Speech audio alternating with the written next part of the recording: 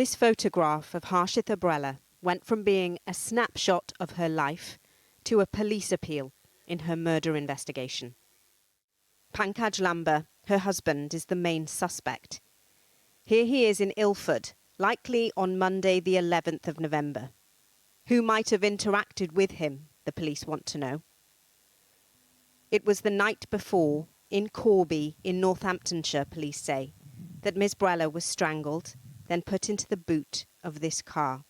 In Delhi, her mother and sister can do little but share their grief and anger. I just want justice. I just want him to be caught, to be hanged.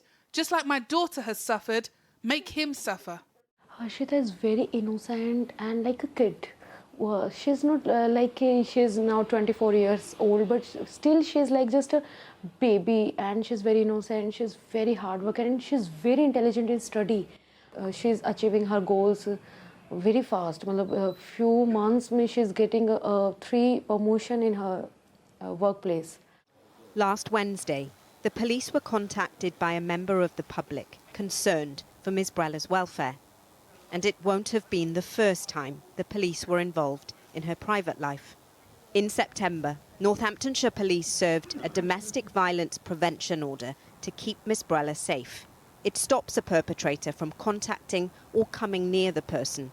The orders last between 14 and 28 days. She called daily to me and my mother's family daily call, and she said that my husband is not happy with you if I am talking with you. I think he don't want someone give advice to Harshita to do something good for her.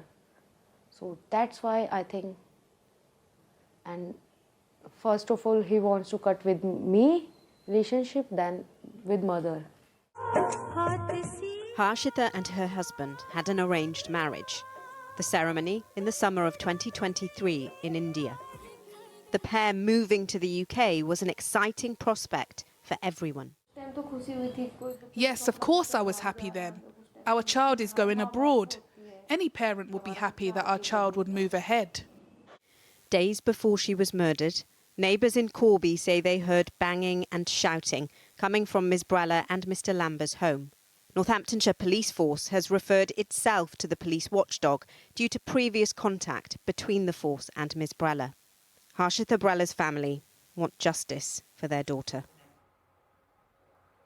Well, earlier I spoke to Benaifa Bandari. She's the CEO of Hopscotch Women's Centre. That's a charity offering support services for women impacted by racial and gender inequality as well as domestic abuse. I started by asking her about how easy it is for women recently entering the UK to find support.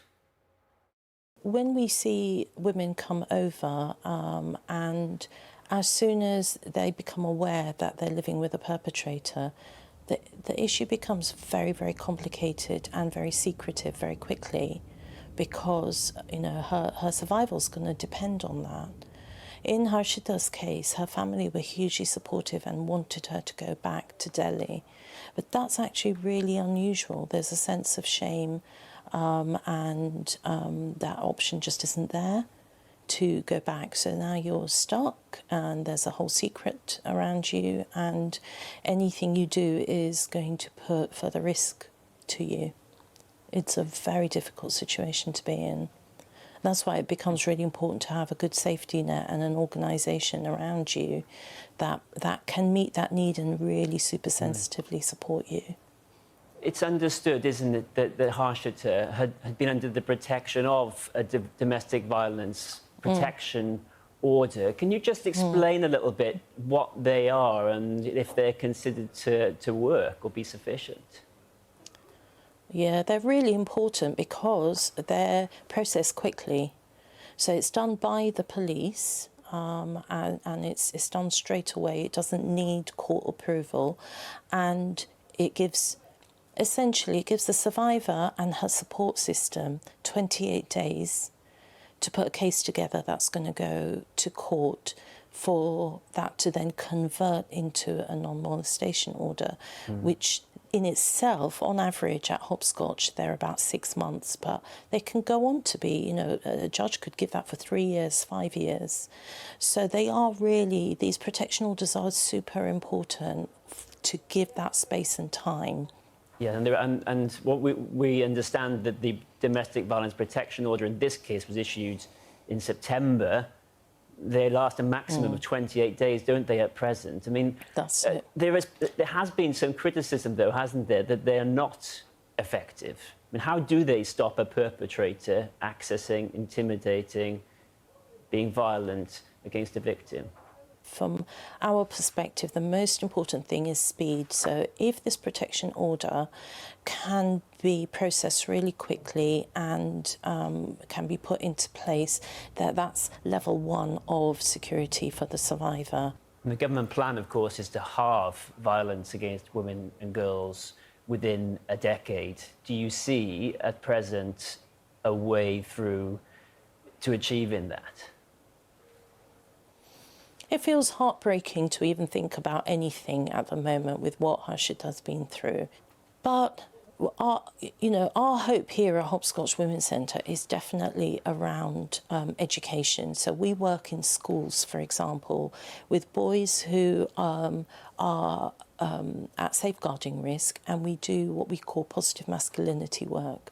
So that's a preventative act to help boys and young men feel good about themselves and their masculinity, and to remove some of the toxicity that our society is just full of. But if you're asking me, do I have any hope for the perpetrators and the sections of society where this kind of behaviour is normalised through humour, through storytelling, through television, through the newspapers, through the media? No, I have no hope. Benaifa Bandari, thank you so much for speaking with us. Thank you.